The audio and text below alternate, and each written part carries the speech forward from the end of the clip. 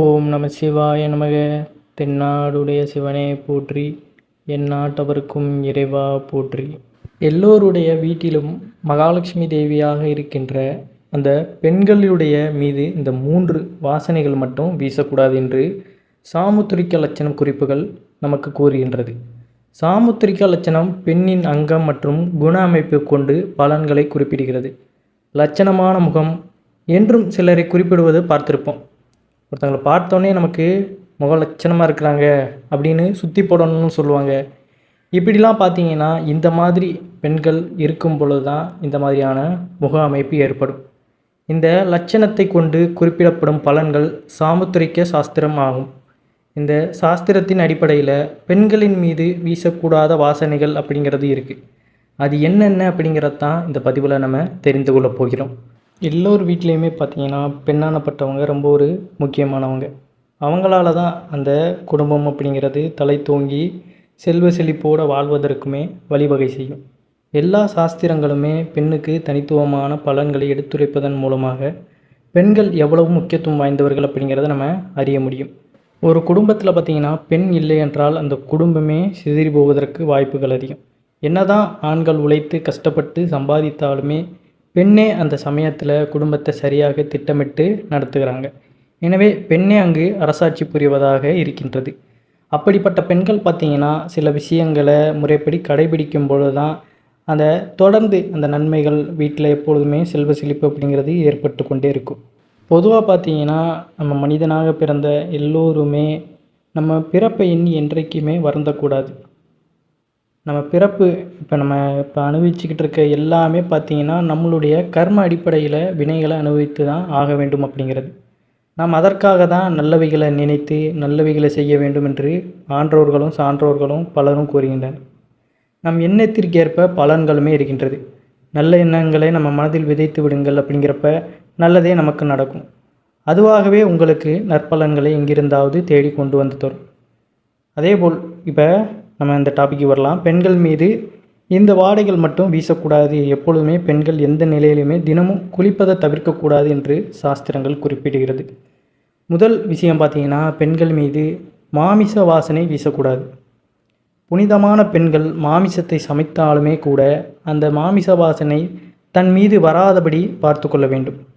அந்த அளவிற்கு சுத்தமாக எதையுமே சமைத்து பரிமாற வேண்டும். தன் உடையையும் எப்பொழுதும் மாமிசவாசம் இல்லாமல் வைத்து கொள்ள வேண்டும். பொதுவாக குளித்து முடித்துவிட்டு தான் சமைப்பார்கள். ஆனால் மாமிசம் சமைப்பவர்கள் சமைத்து விட்டு குளித்து விடுவது தான் நல்லது. மாமிசம் சமைக்கிறீங்க அப்படிங்கிற பட்சத்தில் பார்த்தீங்கன்னா எல்லா வேலைப்பாடுகளையுமே மாமிசத்தை எவ்வாறெல்லாம் நீங்கள் சமைக்கிறீங்களோ அதெல்லாமே சமைச்சிட்டு அதற்கப்புறம் பார்த்தீங்கன்னா குளிச்சுட்டு நம்ம அதை பரிமாறி கூட சாப்பிட்டுக்கலாம். வாசனைகள் நம்ம சமைக்கும் பொழுது நம்ம கையை வச்சு தொட்டிருப்போம். நம்ம ட்ரெஸ்லலாம் பார்த்திங்கன்னா அந்த கரைகள் படிஞ்சிருக்கும். அப்போ அதனால் பார்த்திங்கன்னா ரொம்ப நேரம் நம்ம அப்படியே வைத்திருக்கும் பொழுது நம் மீது இந்த மாதிரியான வாடைகள் வருவதற்கும் வாய்ப்பு இருக்கின்றது. உடனே நம்ம குளிச்சிட்டோம்னா கொஞ்சம் நம்மளுடைய உடம்பும் புத்துணர்ச்சி ஏற்படும். அந்த வாசனைகளுமே நம்பி வராது. ஏன்னா பெண்கள் என்பவங்க மகாலட்சுமியின் அம்சமாக கருதப்படுபவர்கள். அதனால் தங்களை பராமரித்து கொள்ளும் பொழுது தான் எப்பொழுதுமே அந்த அருளானது இருந்து கொண்டே இருக்கும். அதற்காக தான் சொல்வது. பெண்களுக்காக முக்கியத்துவம் கொடுத்து ஒவ்வொரு பதிவிலையும் நம்ம குறிப்பிடுவது ஒரு பெண் எப்படி தங்களுடைய குடும்பத்தை வழிநடத்தி செல்கிறார்களோ அந்த குடும்பம் அதே போல் செல்லும். அதற்காக தான் பெண்களுக்கு நம்ம முக்கியத்துவம் கொடுத்து நிறைய பதிவுகளை அவர்களுக்காக பதிவிடுவது. அதனால் பெண்களை மட்டுமே இப்படி சொல்கிறாங்கட்டு யாரும் தவறாக குறிப்பிட வேண்டாம். மாமிச வாசம் வீசும் பெண்களின் கையில் லக்ஷ்மி வாசம் குறையும் என்பது நியதி. கொன்றால் பாவம் தின்றால் போச்சு என்பது பழமொழி. கொள்பவர்களுக்கே பாவம் வந்து சேரும், சாப்பிடுபவர்களுக்கு பாவம் வந்து சேராது என்று கூறுவார்கள். அதுபோல் மாமிச வாசம் வீசுபவர்கள் மீது லக்ஷ்மி வாசம் குறையும். எனவே உடலையும் உடைமையையும் நறுமணத்துடன் வைத்து கொள்ள வேண்டும். நம்ம குளித்து முடிச்சுட்டு கூட பார்த்திங்கன்னா கொஞ்சமாக ஜவ்வாதை கூட நம்ம மீது பூசிக்கொள்ளலாம். அதற்கப்புறம் வீட்டில் எல்லோரும் சாப்பிட்டு முடிச்சதுக்கப்புறம் மறுநாள் கூட காலையில் பார்த்திங்கன்னா சாம்பிராணி புகையை வீடு முழுக்க நம்ம மணக்க செய்யலாம். ஏன்னா மாமிசம் சாப்பிடுவது அப்படிங்கிறது பார்த்திங்கன்னா அவரவர் விருப்பம்தான். ஒரு உயிரை பார்த்திங்கன்னா நம்ம கொன்று இறைச்சி சாப்பிடுவது அப்படிங்கிறது கொஞ்சம் கொஞ்சமாக குறைத்து கொள்வது தான் மிகவும் நல்லது. புலால் சாப்பிடுவது சாப்பிடாமல் இருப்பது அவரவர் விருப்பம்தான். இருந்தாலும் புலால் குறைத்து கொள்வது ஒரு நல்ல விஷயந்தான். அதுக்காக சாப்பிடவே வேண்டாம்னு சொல்லவில்லை, கொஞ்சம் கொஞ்சமாக குறைச்சிக்கோங்க. அடுத்ததாக பார்த்தீங்கன்னா, பெண்களின் மீது கற்றாழை வாசனை வீசக்கூடாது என்று சாமுத்திரிகா லட்சணம் சாஸ்திரங்களில் குறிப்பிடுகிறது. கற்றாழை தெய்வீக அம்சம் பொருந்திய ஒரு மூலிகை செடியாக இருந்தாலுமே இதிலிருந்து வடியும் மஞ்சள் நிற திரவம், நீங்கள் அதில் பார்த்துருப்பீங்க, ஒரு விதமான மஞ்சள் நிற திரவம் பார்த்தீங்கன்னா அதில் ஒரு வாசனையை உண்டு பண்ணக்கூடியது. இது விஷத்தன்மை கொண்டது. எனவே தான் கற்றாழையை நன்கு நிறைய முறை தண்ணீரில் ஊற்றி பார்த்தீங்கன்னா கழுவ வேண்டும் என்று கூறுவார்கள். இந்த கற்றாழையின் வாசனை பெண்களின் மீது எப்பொழுதுமே வீசக்கூடாது. இது சாமுத்திரிகா லட்சணத்தை குறைக்கும் என்று குறிப்பிடுகிறது. அதனால் மாமிசம் சம்மந்தப்பட்டது கற்றாழையை நீங்கள் சுத்தம் பண்ணுறீங்க அப்படிங்கிற பட்சத்தில் பார்த்தீங்கன்னா அது எல்லாமே செய்ததுக்கப்புறமே ஃபுல்லாக முடிச்சிட்டிங்க, அதுக்கப்புறம் அதை தொடுவது கிடையாது அப்படிங்கிற பட்சத்தில் அதற்கப்புறம் நம்ம குளித்து விடலாம். நம்ம உடல் முழுவதுமே பார்த்திங்கன்னா வாசனை அந்த மிகுந்த அந்த ஜவ்வாதை பூசிக்கொள்வது மிகவும் நல்லது. அதே போல் உங்களுடைய சமையலறையிலையும் சமைத்ததுக்கப்புறம் சாம்பிராணி புகையை மணக்க விடுங்க. கிச்சனை நல்லா தினமுமே பார்த்திங்கன்னா சுத்தம் பண்ணுங்கள். இப்படி முறைப்படி கடைபிடித்து வந்தாலே லக்ஷ்மி கடாசம் நம்ம வீட்டில் குறையாமல் இருக்கும். சில பேர் பார்த்திங்கன்னா நம்ம வீட்டில் பார்த்திங்கன்னா நம்ம முறைப்படி கவனிக்காமல் இருக்கும் பொழுது தான் நம்மளுடைய வருமானம் எல்லாமே ஒரு கட்டத்தில் நமக்கு அதிகமாக இருக்காது. நம்ம எல்லாம் கேட்போம், இப்படி பண்ணணும் அப்படி பண்ணணும்னு. நம்ம பரிகாரங்கள் எல்லாமே கேட்டாலுமே அதை முறைப்படி செய்யாத பொழுது அதில் நமக்கு பலன் இருக்காது. அப்போ நம்ம புலம்புவதில் எந்த ஒரு அர்த்தமும் கிடையாது. தினமுமே இப்போ வீட்டை கிச்சனை சுத்தம் பண்ணணும் அப்படின்னு சொன்னாலுமே ஒரு சில நேரத்தில் நமக்கு அது சோம்பேறித்தனமாகத்தான் இருக்கும். அப்படி சோம்பேறித்தனம் பார்க்காம நம்ம சுத்தம் செய்து விட்டாலே நம்ம வெற்றி அடைஞ்சதாக தான் அர்த்தம். அதை மட்டும் நினைவில் வைத்து கொள்ள வேண்டும். கடைசியாக பார்த்தீங்கன்னா வேம்பு, அதாவது வேப்ப மரம் அம்மனின் அம்சம் பொருந்திய ஒரு அற்புதமான மூலிகை மரம். வேம்பு வாசம் வீடுகளில் நிறைந்திருப்பது நல்லது தான். அதாவது வீட்டில் இந்த வேம்போட வாசம் நிறைந்திருப்பது நல்லது தான். ஆனால் பெண்களின் மீது இந்த வேம்பு வாசமானது வீசக்கூடாது என்று குறிப்பிடப்படுகிறது சாமுத்திரிகா லட்சணம்.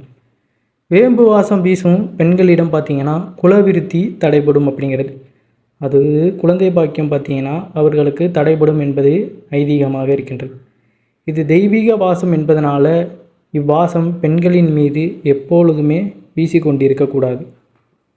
இந்த மாதிரியான 3 வாசனைகளுமே பார்த்திங்கன்னா பெண்கள் மீது வீசும் பொழுது அவர்களுக்கு பலவிதமான துன்பங்கள் ஏற்படும் அப்படிங்கிறது ஆன்மீக ரீதியாகவே குறிப்பிடப்பட்டுள்ள ஒன்றாக கருதப்படுகிறது.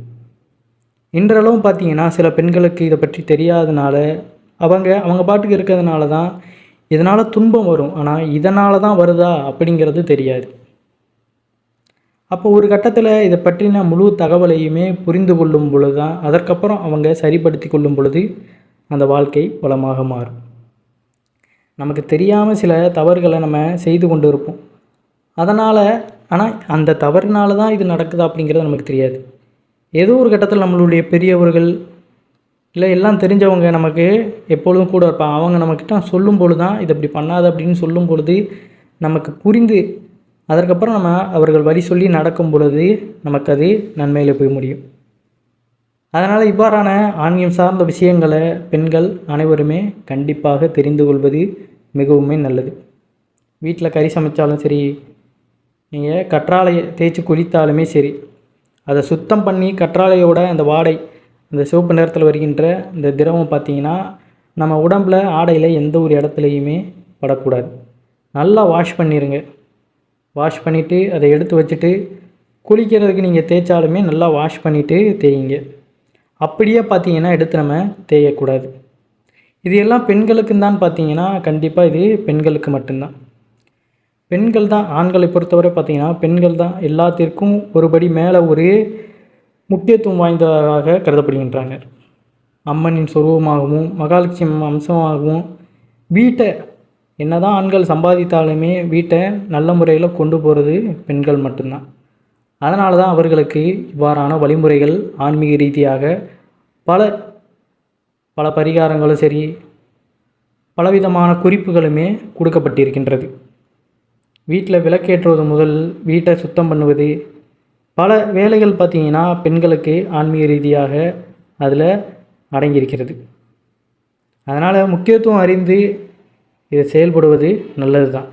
எப்பொழுதுமே பார்த்திங்கன்னா பெண்கள் தங்கள் தலைமுடியுமே பின்னி போட்டு நல்லா தலை சீவி பார்த்திங்கன்னா பொட்டு வச்சு அதை பின்னி போட்டு இருப்பது தான் மிகவும் அவசியமான ஒரு செயல்.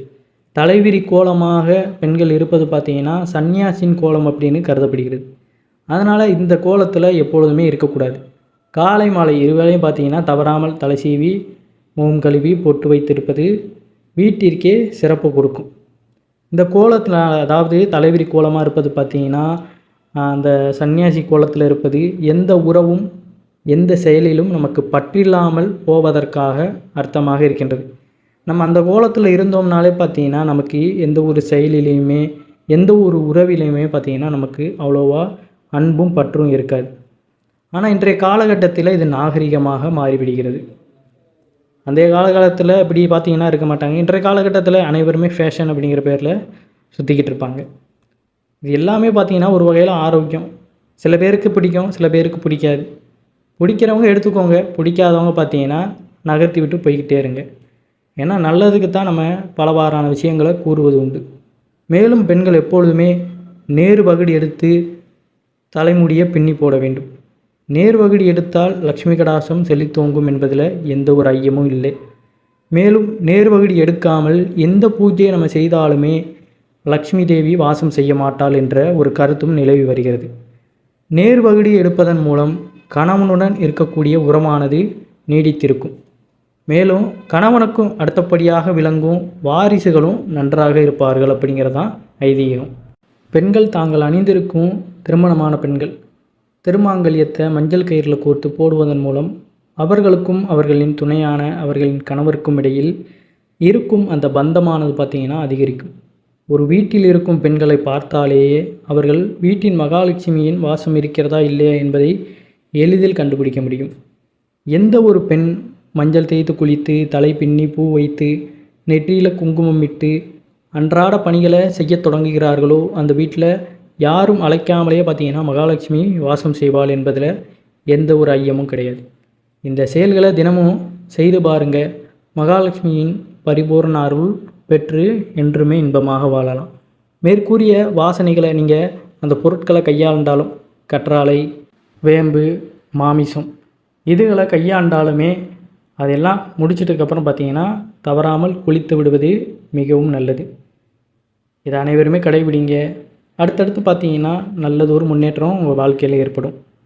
இந்த பதிவு பிடிச்சிருந்ததுன்னா நம்மளுடைய சேனலையும் சப்ஸ்கிரைப் பண்ணிவிட்டு உங்களுடைய நண்பர்களுக்கும் இந்த பதிவானதை பகிர்ந்து கொள்ளுங்கள். நன்றி, வணக்கம்.